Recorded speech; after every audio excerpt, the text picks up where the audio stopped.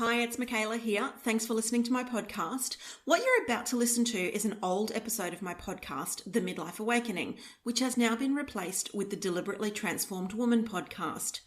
You'll still find some golden takeaways in these old episodes, but if you're the type of person who wants to discover and let go of the things that are holding you back in life by busting through fear and procrastination, overcoming imposter syndrome, and stepping into a life that is fulfilling, courageous, and intentional, then my new podcast episodes, starting from episode 21, are the ones you're looking for. Welcome to episode 2 of the Midlife Awakening podcast with Makaela Moore.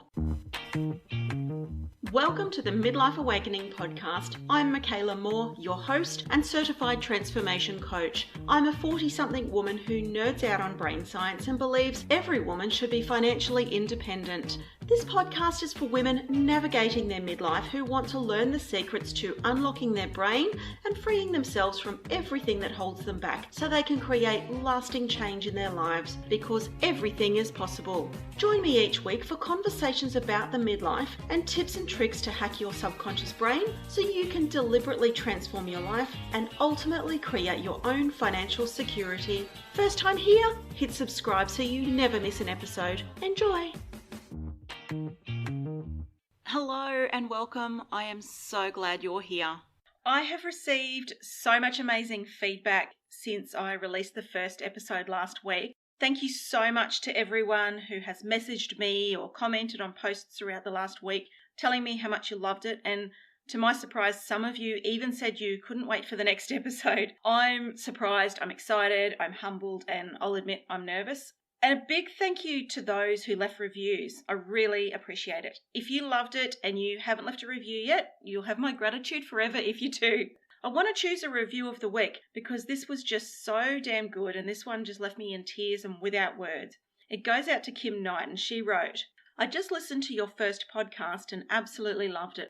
I'm so glad you were able to push past the doubts and publish this, as it is going to have an enormous impact on people's lives. You have a lovely voice. It was so easy to listen to you.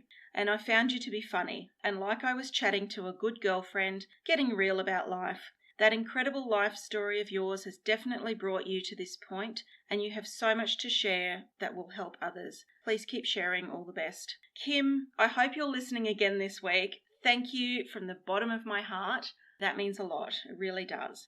So, my hope for this podcast is that it can connect me with like-minded women, over the age of 40 or near enough. And honestly, I hope that's you, whoever you are listening now. Some of us might be stuck in the same old day-to-day of life and just wanting more from life. You might be going through changes while feeling stuck in the same spot.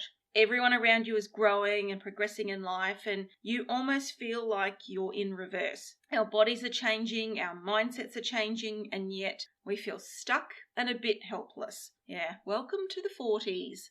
Some of you may be at the point of wanting or needing to go back to work, and that in itself can bring up a mixed bag of emotions and anxiety. Some of you will be working in jobs that fulfill you somewhat and pay the bills, but that's about it. Others are going to be in jobs they hate. All the while, every one of us is dreaming of a bigger, better, lovelier life, however that looks. I find that lots of people go through life just going through the motions, and it's not until something happens, like a medical emergency or someone being diagnosed with cancer, losing a parent or a grandparent, etc., that we take stock of our lives. You hear people taking stock of their lives regularly, and I started picturing how that would look. Does it literally look like the stock take at the supermarket, when they take everything off the shelf, examine it, and count it? I suppose when you think about it, it kind of does. We look at where we are on our timeline of life. We look at what we've achieved, who we've loved and lost, what we own, our wins, our losses, and we think about the childhood dreams we had for ourselves. We then look to the future and imagine what that might look like, given our current circumstances. So often we see a future full of more of the same, just with more wrinkles and grey hair, less people around us, and so often less hope than we once had. A future without all the dreams that we once had. So the question is, why do so many people look at their future through the lens of their past or present life? The simple answer is because of our habits and our beliefs. The beliefs and habits that we each possess and hold so dear are usually the same ones that are stopping us from moving forward or making bigger, bolder choices and doing the hard things, stepping out of our comfort zone and creating the alternate dream life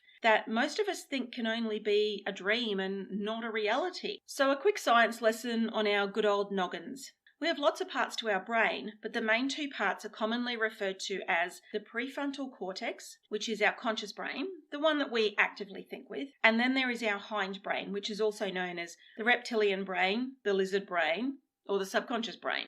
The subconscious brain is the one who takes great care of us. It tells us, it tells our lungs to breathe, our hearts to beat, our muscles to move, our eyes to blink, and it generally keeps us alive in that respect. It also keeps us alive by keeping us safe.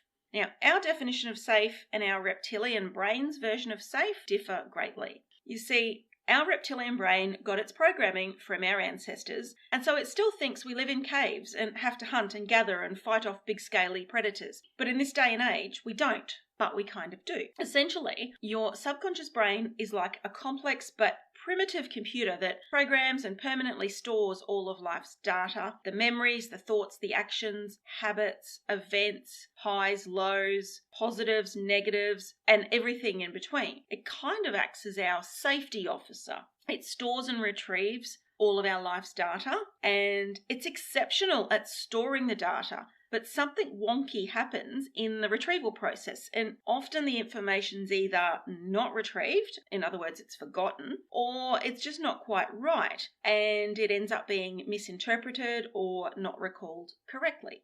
Now, the power of the subconscious mind is limitless, and while it seems out of our control, you'd be surprised just how much control we can have over its programming. Our subconscious or reptilian brains are hardwired to do three things. Number 1, keep us safe. Number 2, seek pleasure.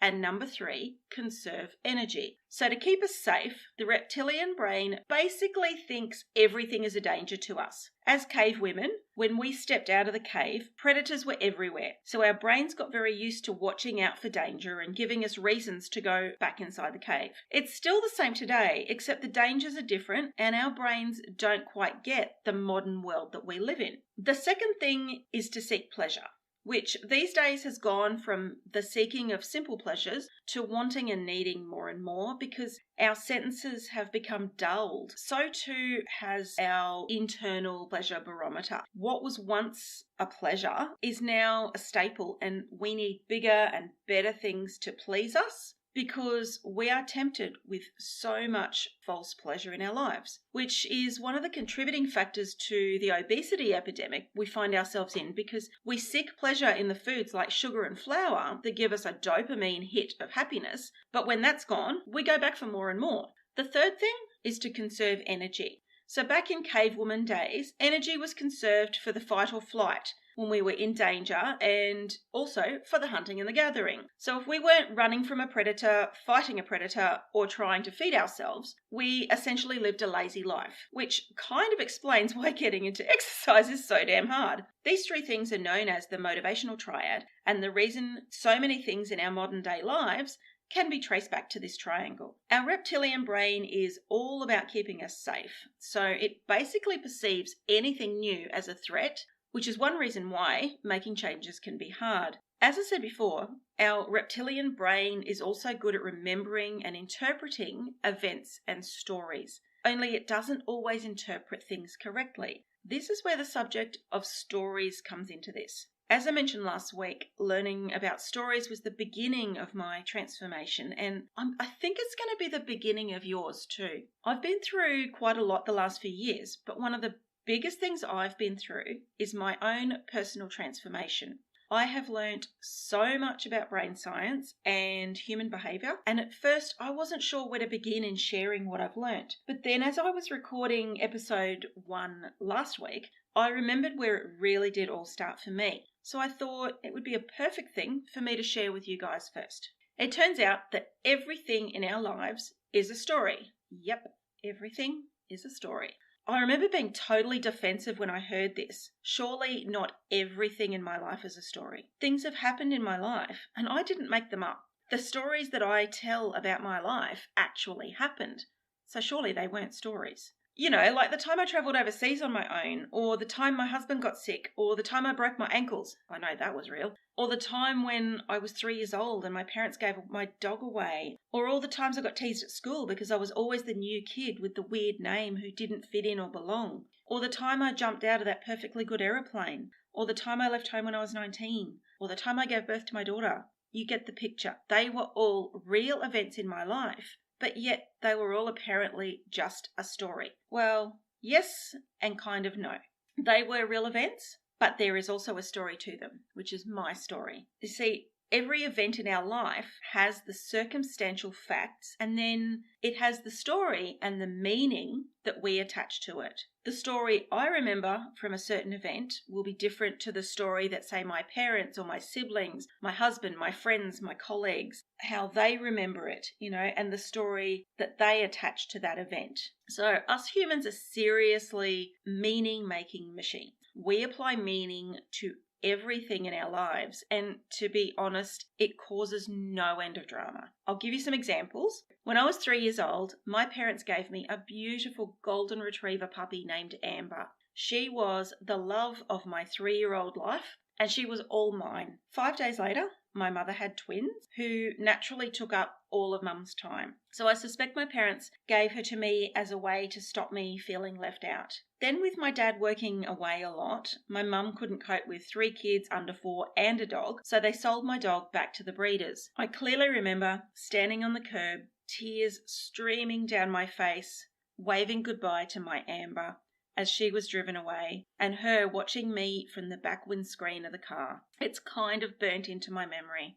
Now, this story has loads of facts in it, but it was the meaning that I attached to it all that made it a story. You see, when we're kids, our brains soak up all sorts of information, and not always in the way that it should. Our young brains don't actually know yet how to identify or categorize lots of things. So our brains revert to that motivational triad of protecting us, seeking pleasure, or conserving energy. And then after filtering the information through the triad filter, it converts it into a message that we as kids store away in our developing subconscious brains. So as a kid, my developing brain saw the whole scenario as you don't matter, you're not important, anything you get attached to will be taken away, you're not good enough, and so on. Now, any rational person would see that situation and know that it was just the family's circumstances that led to having to rehome my dog, and it had absolutely nothing to do with me.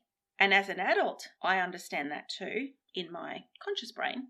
But buried deep in my subconscious brain, those messages have been hardwired, because that first 7 or 8 years of our life are all about hardwiring of the subconscious brain. Now, I'm fortunate enough that I've done a lot of self-development work over the last couple of years and learnt all this brain science. So I've been able to reprogram my subconscious brain. It is still a work in progress, I will admit though. And I can see that situation just as a story. A story that no longer causes me to feel like I don't matter or that I'm not good enough. But it has taken well over 40 years for me to realise this stuff. Now, some stories don't even need to be that deep. They could be based on a simple misunderstanding, like someone misinterpreting what you said or what you meant and making up their own story in their head about your intention. Have you ever had someone perhaps cancel a coffee date with you only to find out that they went out with someone else? You could make up all sorts of crappy stories in your head about this situation, like, they don't like me, they did this to piss me off, they like Mary better than me, etc. You could go off all half-cocked and create World War III based on the stories in your head, when in reality, Annie cancelled your coffee date because Mary was on the verge of a breakdown and desperately needed someone to talk to. You've made up this whole story about your lovely friend Annie, making out that she's this horrible person, when in fact she's the opposite, because she chose to help Mary, and she knew that when she had a chance to explain the situation to you, you'd understand. Very different story to the one you had in your head. So next time something in your life happens and you go straight to a story that you're making up in your head, think about the alternative story. I find that giving people the benefit of the doubt first and telling myself that there will be a good explanation and that it's nothing to do with me is a great place to start, because so often things are simply not about us at all, and yet we make them about us. I don't know if you follow Brené Brown, but I love her work. She has this story about something that happened with her husband, and she turns to him and she says, "The story I'm making up in my head right now is XYZ." And her husband then informs her that it was something completely different and it was about him and not her. Yet she was about to go all rogue on him for the story she made up in her head. If you haven't watched her Netflix special yet, go and do it. It is brilliant. Some stories can also just be as simple as the perception you place on a situation, because even a simple factual story can have different perspectives. Like a cheese sandwich for lunch. I'm going to go super simple with this example. A cheese sandwich would be a totally boring lunch to me, but to someone in a third world country, it could be a gourmet meal. Same cheese sandwich, boring or gourmet. Just depends on the story you apply to it. Now, these are some of a couple of examples of where we attach meaning to something and make it a story. But the biggest stories that I find affect our lives are the ones that we don't realise are stories. And these, my dear friends, are our limiting beliefs. I think I'll do a whole episode on limiting beliefs because, oh boy, the stories I could tell. Just to give you an idea of what I'm talking about though, a limiting belief is simply that. It is a belief that was probably created in childhood that limits you from doing or being something now. You probably don't even realize that you have them because they've been carved into your subconscious brain forever and you know no different. I'll share one story with you about a limiting belief of mine that I busted a little while ago. So keep in mind that our brains get most of their hardwiring from under the age of 8, and they also like to keep us safe from perceived threats. I was about 7 years old, doing swimming lessons for the first time with my grade 2 class at the school swimming pool. We had just moved to Townsville in far north Queensland from Adelaide, down south where no one had a pool. All the other kids in my class could already swim, and at that point in my life, I probably had only waded in up to my knees at Glenelg Beach. I had no idea how to swim. Clearly the teachers were not prepared for an absolute beginner, so they stuck me in the corner of the shallow end with some plastic milk bottles for floaties, and I was left to my own devices, while all the other kids did real swimming lessons up the deep end. I know that I have always had a fear of the water, or at least putting my head under the water, and to this day I don't know if that fear was from that day at swimming lessons or if it was there prior. I do not know. But what I do know is I grew up not actually learning how to swim because I was too afraid of it. And even as an adult now, swimming isn't really my thing. But I do enjoy a bit of a splash around, and I'm drown proof because I have this uncanny ability to learn how to do things simply by watching someone else. So I learned how to swim from the TV. Yes, the TV. Probably because it didn't involve actually putting my head under the water. Anyway, that day in the pool, back in grade 2, my subconscious brain got a very clear message. Swimming is not for me. I do not belong. If I go back in the pool, kids will laugh at me. I cannot swim. So from that day forward, my subconscious brain, which firmly believed those things to be true, kept me safe by keeping me out of the pool and away from those embarrassing and deadly situations, which it did by self-sabotaging any prospect of me even thinking about going into a swimming pool, or at the very least, putting my head under the water. And so a lifetime of limiting beliefs surrounding my fear of water began. It also became my identity that I was not a swimmer, which became its own self-fulfilling prophecy. I am not a swimmer, therefore I don't swim, and I don't swim because I am not a swimmer. Whatever we identify with is what determines our thoughts, our feelings, and therefore our actions. I identified as a non-swimmer, therefore I didn't swim. I could not swim.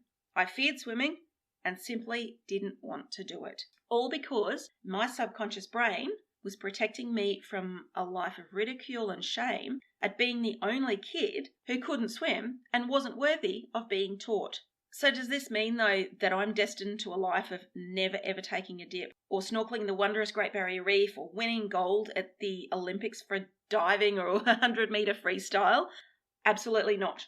Because even though our subconscious brains are programmed with memories and stories forever, we can change that programming. And you can just see me on the diving boards at the next Olympics, can't you? Now, that means that if we can change that programming, we can get over the fear of doing anything, which also means we can pretty much achieve whatever the hell we want in life.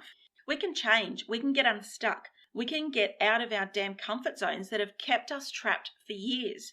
We can change our stories and our lifelong habits and create new, healthier, more productive and worthwhile ones. Even doing this podcast, my little inner critic is trying to keep me safe and keep me small by telling me that I'm not good enough, but that's just a story.